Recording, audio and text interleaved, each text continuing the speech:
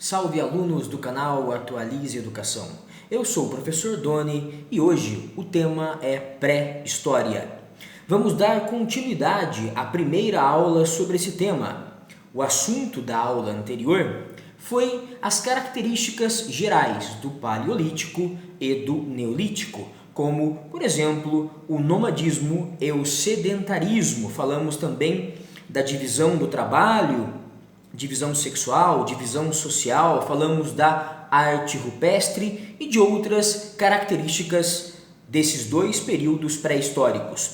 Nesta videoaula de hoje abordaremos, explicaremos as várias espécies humanas, Homo sapiens, Homo sapiens sapiens, Homo habilis, Homo erectus. Esse é o assunto que para mim é o mais complexo, é o que gera mais dúvidas nesse assunto que já é muito duvidoso, que é a pré-história. Afinal de contas, nós não temos acesso a muitas fontes, a muitas provas do que realmente aconteceu nessa fase da história humana chamada pré-história.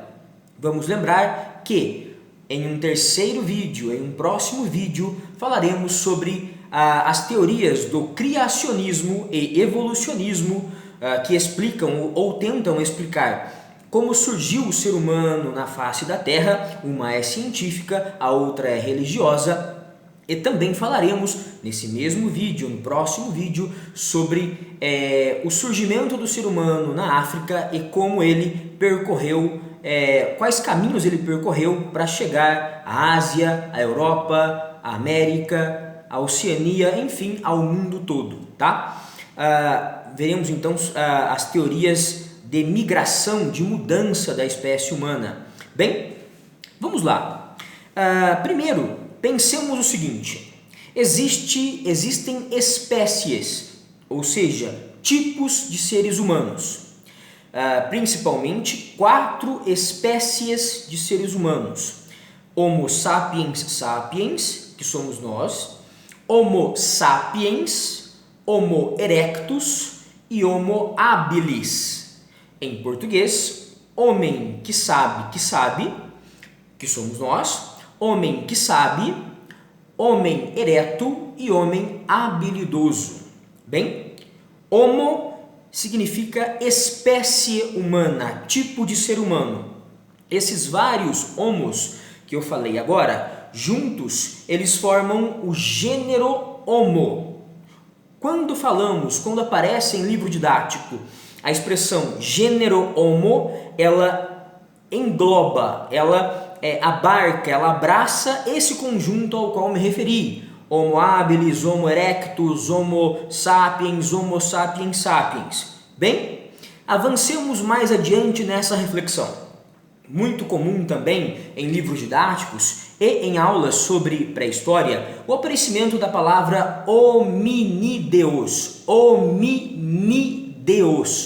O que seriam os hominídeos? Hominídeos são animais que englobam tanto os seres humanos, ou seja, o grupo Homo, o gênero Homo, quanto animais que se parecem com os seres humanos. Geralmente em livros didáticos, em vestibulares, vamos ter o seguinte resumo de quem são os hominídeos: os australopitecos, tá? Um tipo de ancestral do ser humano, tá? Muito semelhante a nós. Então, australopitecos, esses animais que surgiram há 4 milhões de anos, mais os animais do grupo, do gênero Homo, homem, juntos formam os hominídeos, que são os homens mais os australopitecos, que são animais que se parecem com os homens. Homens e animais que se parecem com os homens formam o grupo dos hominídeos. Os hominídeos, por sua vez, eles, junto a outros animais, como chimpanzés, orangotangos, gorilas, formam os primatas. Animais que têm características semelhantes, por exemplo, uma habilidade maior nas mãos. Me refiro ao movimento de pinça, tá? O dedão, ele se junta aos outros dedos, formando uma pinça capaz de manipular diversos objetos. Enfim, primatas são um grupo que junta tanto os hominídeos, homens, animais que se parecem com homens, a macacos, como orangotangos, gorilas e chimpanzés. Os primatas, por sua vez, e vamos encerrando por aqui essa parte da aula, se juntam ao grupo dos mamíferos, que é formado, esse grupo dos mamíferos, por todos os animais que amamentam, que são amamentados. Mamíferos, dentro dos mamíferos, primatas. Dentro dos primatas, que englobam todos os animais que se parecem com os macacos, temos os hominídeos, que são os homens e os animais que se parecem com os homens.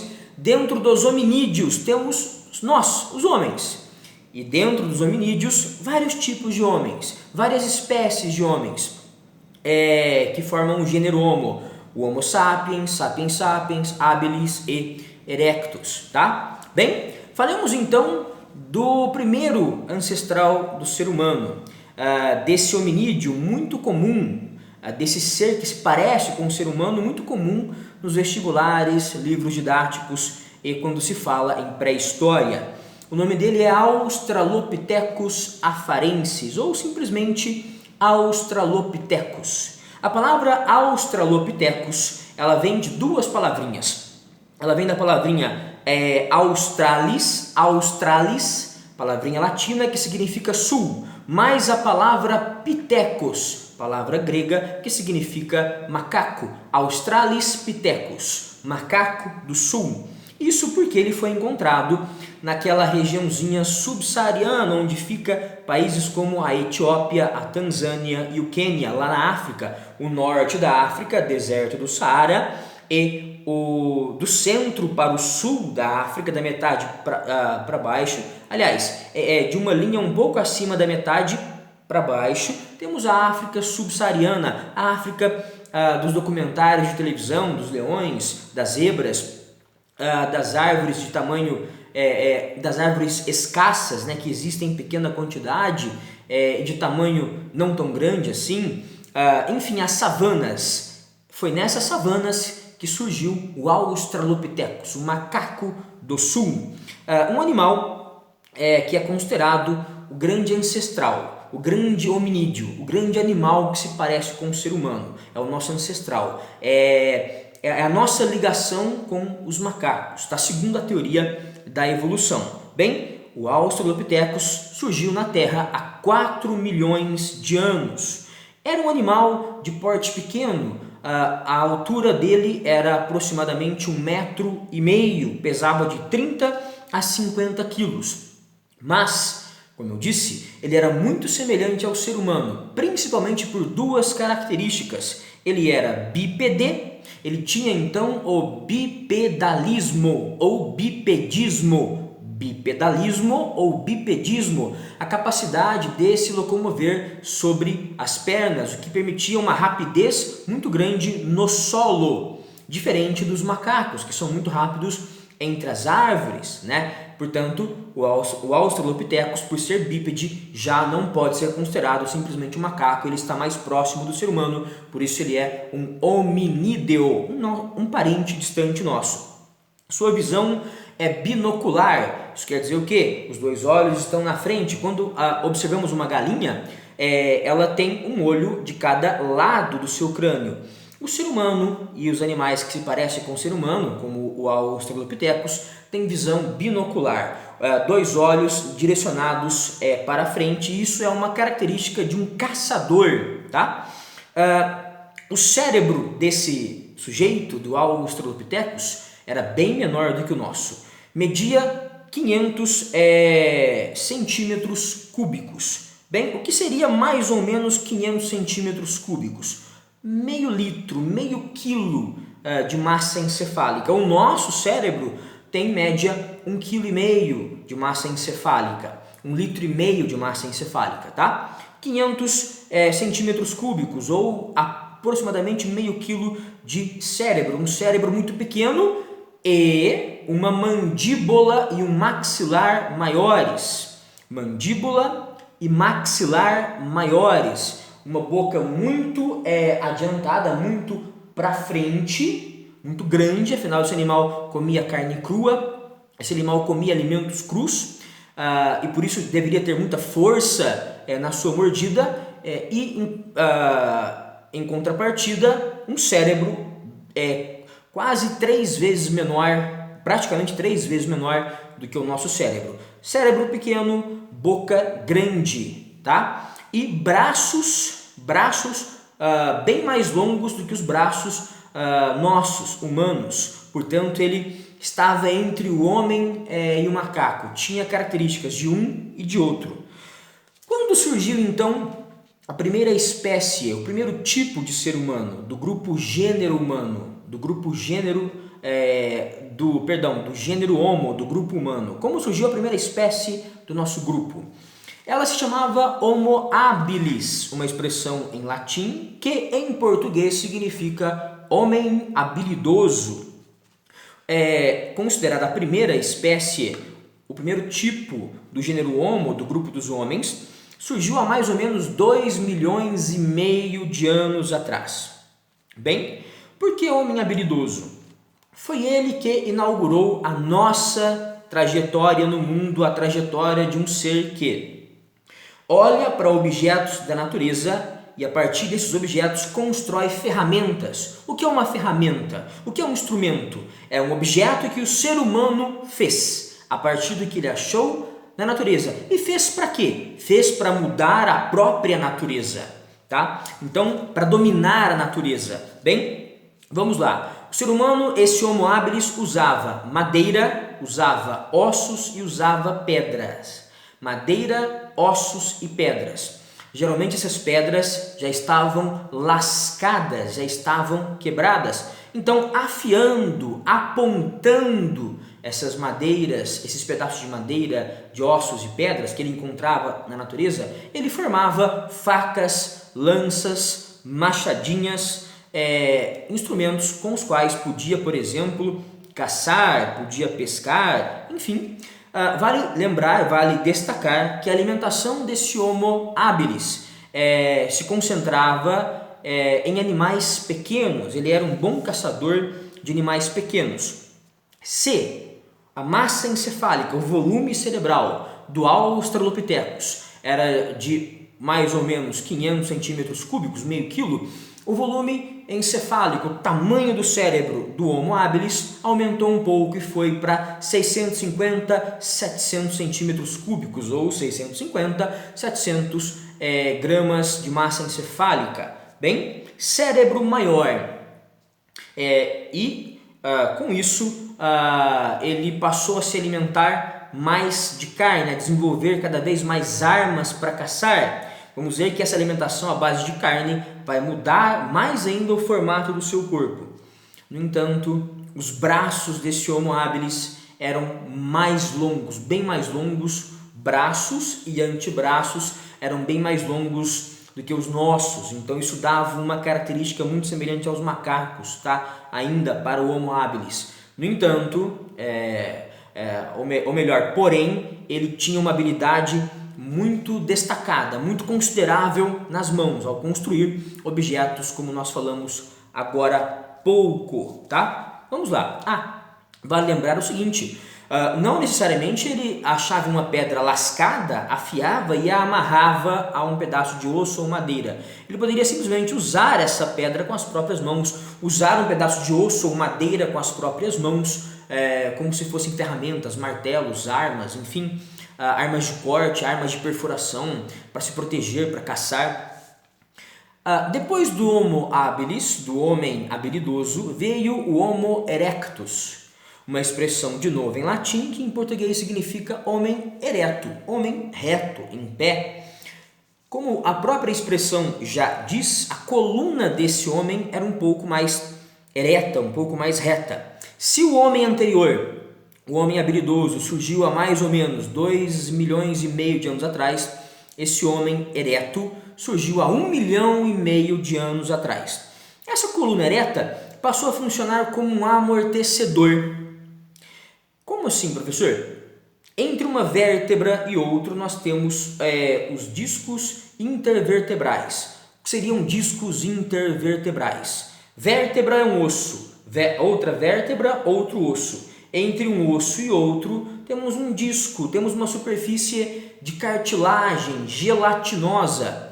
Ou seja, se eu tenho peças duras e entre essas peças duras, peças de cartilagem esponjosas, meio líquidas, eu tenho um amortecedor. A coluna passou a ser, para esse Homo erectus, para esse homem ereto, um amortecedor. Muito importante para que ele corresse, para que ele aperfeiçoasse as suas capacidades e habilidades de caçar, de matar animais para a sua própria alimentação. Homem ereto, a coluna funciona como um amortecedor para caminhadas, corridas, saltos. Homem muito mais preparado para ser bípede e para usar a sua habilidade de visão binocular, com os dois olhos à frente para caçar. Bem, esse Homo erectus também desenvolveu uma grande habilidade, ele fez uma grande descoberta. Ele passou a usar o fogo. Ele não dominava o fogo. Isso quer dizer o quê? Esse Homo erectus, que surgiu há 1,5 milhão de anos atrás, não sabia fazer fogo, esfregando um pedaço de madeira em outro pedaço de madeira, um pedaço de pedra em outro pedaço de pedra. Não. Ele recolhia um galho que pegou fogo depois de ser atingido por um raio. Ele recolhia um pedaço de madeira que estava em chamas depois de uma floresta pegar fogo por causa do calor. Ele recolhia então esse material já em chamas, o levava para as cavernas, para as suas áreas de habitação e mantinha esse fogo durante dias, semanas, meses. Um fogo que servia para espantar os animais à noite, para iluminar a noite e também para cozinhar os seus alimentos, é claro. Cozinhando os alimentos, ele passou a se alimentar melhor, inclusive passou a se alimentar mais de carne. Passou a comer mais carne, e carne tem gordura muito apreciada pelo ser humano desde a pré-história. Não somos nós apenas que gostamos de picanha, os caras também gostavam de carne gordurosa. Quanto mais carne comiam, mais gordura comiam. Quanto mais gordura comiam, mais o seu cérebro se desenvolvia. Vamos lembrar que o homem anterior, o Homo habilis, tinha mais ou menos 650, 700 gramas de cérebro. Esse cara, o Homo erectus, vai ter 1 quilo de massa encefálica, 1.000 centímetros cúbicos, mais ou menos 1 quilo de massa encefálica, isso por causa da gordura presente nas carnes agora cozidas. Esse cara, esse Homo erectus, também vai ter uma mandíbula e um maxilar menores, ele vai ter uma boca menor. Por quê? Se ele comia alimentos cozidos, alimentos mais moles, o seu corpo não precisava mais ter uma boca, uma mordida tão forte. Portanto, ele tinha uma boca menor e um crânio bem maior do que o Homo habilis. O Homo erectus, portanto, era mais parecido com a gente. Reto, boca menor, crânio maior. Os seus braços também ficaram menos longos, os seus antebraços menos longos. Portanto, ele é muito semelhante a nós, realmente. E os instrumentos, as ferramentas que ele fabricava eram bem mais evoluídos, tá? Eram bem mais trabalhados, inteligentes, criativos do que os instrumentos e ferramentas do Homo habilis, do homem habilidoso. E com isso ele caçava animais maiores, podendo usar a pele desses animais. Animais maiores davam a ele pele para fazer suas roupas, as primeiras roupas da história, e animais maiores davam a ele mais gordura para o seu cérebro e a sua inteligência aumentarem. A vida foi passando, então surgiu há mais ou menos 300, 200 mil anos atrás. Gente, vamos lembrar o seguinte, não se preocupem com essas diferenças entre uma data e outra, entre um professor e outro, um livro didático e outro. Os vestibulares não cobrarão de vocês datas exatas, tá? Mas cobrarão que entendam, por exemplo, esse processo de evolução em que as armas, ferramentas melhoraram, em que o cérebro evoluiu, em que o homem ficou mais ereto, mais bípede, mais rápido na sua locomoção pelo chão, em que o seu cérebro passou a mudar por conta da sua alimentação. Os vestibulares querem que você compreenda isso. Então, como dizia, entre 300 e 200 mil anos atrás surgiu o Homo sapiens, que significa homem inteligente. É fácil observar isso. Se o crânio do homem erectus, tinha 1 quilo o crânio do Homo sapiens, do homem que sabe, em português, homem que sabe, homem inteligente. O crânio dele tinha 1,5 kg, muito próximo do tamanho do nosso crânio, que também, do nosso cérebro, perdão, que também é 1,5 kg. Bem, esse Homo sapiens, esse homem que sabe, com um crânio de 1,5 kg de cérebro, passou a enterrar os seus mortos. Foi ele quem começou foi esse cara, essa espécie, esse tipo de homem que desenvolveu os primeiros túmulos. E como eram esses túmulos? Buracos escavados no chão, em que os cadáveres eram enterrados em posição fetal, encolhidos como se fossem bebês, de um lado ou de outro, sempre de lado. Junto a esses cadáveres eram enterrados também os pertences preferidos do morto, suas armas, seus enfeites, suas joias, enfim, seus objetos preferidos. O túmulo era coberto com terra e pedras que marcavam o local. Isso demonstra que esse Homo sapiens, esse homem que sabe, nosso ancestral mais próximo, que surgiu há 300, 200 mil anos, repito, ele pensava muito mais do que os outros tipos de homem. Por isso ele se perguntava: o que aconteceu com o meu amigo, com a minha esposa, que até ontem, que até agora conversavam comigo, faziam carinho em mim, eram carinhosos comigo e agora não falam, e agora os seus corpos apodrecem. Isso passou a incomodar esse Homo sapiens, esse homem que sabe, e ele passou a enterrar os corpos, imaginando que havia uma coisa dentro desses corpos que os animava, uma alma. Alma quer dizer isso, uma coisa que anima, que dá vida. Essa coisa então havia saído e ido para um outro mundo e deixado os restos, o corpo ali para ser sepultado. Olhando para o túmulo, esse sujeito que ficou vivo, que perdeu uma mãe, uma esposa, um filho, poderia se lembrar, olhando para esse túmulo, daquele ente querido cuja alma, cujo motor, cuja vida foi para um outro lugar. Portanto, a religião, podemos dizer, foi desenvolvida primeiro pelo Homo sapiens. E por fim, encerrando a aula, nossa espécie se chama Homo sapiens sapiens. Se Homo sapiens significa homem que sabe, Homo sapiens sapiens significa o homem que sabe que sabe. Vejamos, nós surgimos há mais ou menos 100 mil anos. Nós somos os criadores da pintura rupestre, que surgiu por volta de 40, 50 mil anos atrás, a pintura em paredes. Vocês podem saber mais sobre a pintura rupestre no primeiro vídeo sobre pré-história deste mesmo canal. Bem, surgimos há 100 mil anos, desenvolvemos a pintura rupestre. E por que o nosso nome é Homem que Sabe que Sabe? Porque nós somos o único animal, o primeiro e até agora o único animal do planeta que tem a reflexão ou razão. O que seria a reflexão ou razão? Se você está diante de um espelho, o que você vê no espelho? Você mesmo. O espelho reflete o que está na frente dele, no caso, você. Então, o que é a reflexão ou a razão como inteligência? Está aqui dentro da nossa cabeça. Reflexão e razão é quando o ser humano pensa sobre ele mesmo.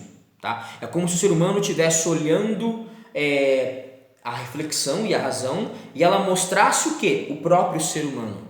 Tá? Então, refletir, raciocinar, usar a reflexão, usar a razão é pensar sobre a sua própria condição de vida. É pensar que você tem que trabalhar, é pensar que você um dia vai morrer, é pensar em como encontrar a felicidade, o que é a felicidade, onde está a felicidade, enfim, é pensar em Deus, é pensar na sua religião, é refletir sobre o seu futuro, é refletir sobre o seu passado, é pensar sobre você mesmo, sobre a sua vida.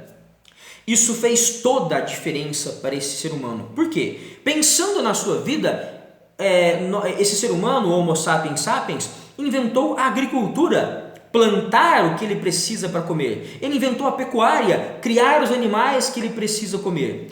Com isso, ele não precisava mais viajar longas distâncias para caçar, para pescar, lugar para colher frutos, ele poderia ficar no mesmo lugar. Então ele desenvolveu o sedentarismo, morar no mesmo lugar, um lugar seguro. Ele passou a construir cidades, casas feitas de pedra, barro.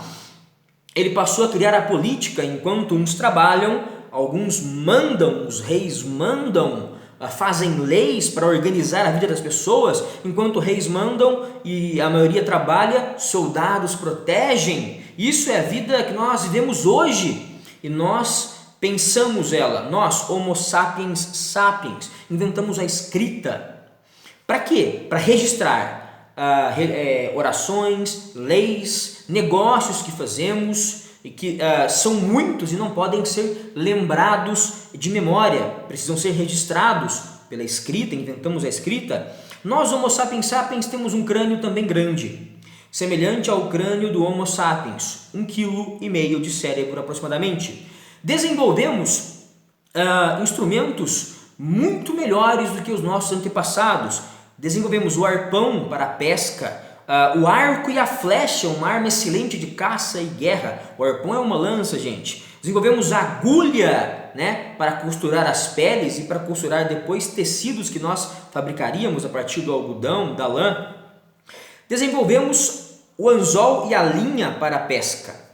E a partir de 10 mil anos atrás, nós passamos a desenvolver muito mais coisa. Por exemplo, vários tipos de machado, machados maiores para derrubar árvores grandes, foices para colher os cereais que plantávamos, arado puxado pelo ser humano, arado puxado por boi para mover a terra, deixando-a fofa, oxigenada e boa para a semente nascer. Uma terra arada, uma terra fofa, ela permite que a semente rompa a sua superfície, fure a sua superfície. Plantar uma semente em uma terra dura é arriscar não colher nada. Bem, inventamos o arado, a foice para colher cereais, os machados para derrubar grandes árvores, a enxada para fazer a mesma coisa que o arado faz. Inventamos a cerâmica, objetos feitos de barro, panelas, potes. Isso permitiu que nós armazenássemos água, alimentos.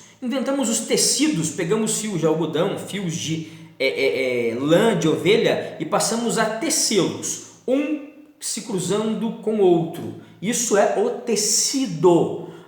Abandonamos o uso de peles, porque passamos a fabricar nossas próprias roupas por meio do tecido, da arte de tecer, da arte do tecelão, do cara que faz os tecidos, é o nome do artesão, o tecelão. Passamos a fazer grandes construções de pedra, como as pirâmides, não mais só machados ou facas, mas grandes pirâmides, grandes templos religiosos, enfim, grandes pontes, tá? Grandes obras feitas com pedra. Chegamos então à idade dos metais. Por volta, em período que vai entre 5.000 e 3.000 anos atrás, ou como queiram, entre 3 e 5.000 anos atrás, nós desenvolvemos a metalurgia. Aprendemos fazendo fogo, porque nós, se foi o Homo erectus que descobriu como usar o fogo, nós, Homo sapiens sapiens, descobrimos como fazer o fogo. E fazendo fogo, fizemos a metalurgia, ou seja, a arte, a técnica, o conhecimento de derreter metais para fazer armas, ferramentas, utensílios para a nossa vida. Uma arma de metal é muito mais interessante, mais leve, mais eficiente, mais resistente do que uma arma de pedra, tá? É muito mais mortal, portanto. A metalurgia começou nesse período, entre 3 e 5.000 anos atrás. A metalurgia começou com o uso do cobre, um metal muito mole, mais de fácil derretimento. Depois aprendemos a misturar o cobre ao estanho, cobre mais estanho, bronze, um metal que é flexível, dá para a gente trabalhar com ele em temperatura que não é muito alta, mas ele é bem mais duro do que o cobre. Por fim, desenvolvemos a siderurgia. Metalurgia é derretimento e fabricação de ferramentas com qualquer metal. Siderurgia é só com ferro. Desenvolvemos então a siderurgia no período da idade dos metais. Desenvolvemos a roda, as cidades nasceram, o arado puxado por animais como bois. Enfim, chegamos ao mundo em que nós vivemos hoje, tá? Na próxima aula, veremos então sobre a teoria de como o ser humano surgiu e se espalhou pelo mundo e outros assuntos relativos à pré-história, tá bom? Muito obrigado, por enquanto é só, um abraço, até a próxima videoaula.